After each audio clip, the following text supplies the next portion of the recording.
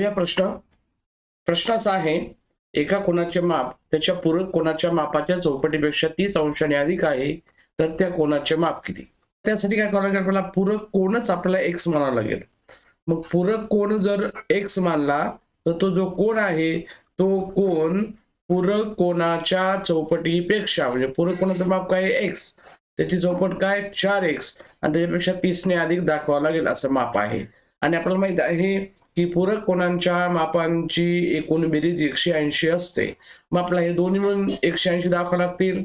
मग x अधिक 4x अधिक 30 बरोबर 180 असं दाखवावं लागेल. मग या ठिकाणी हा x आणि 4x मिळून होतील 5x आणि हा 30 तिकडे जाऊन वजा होईल.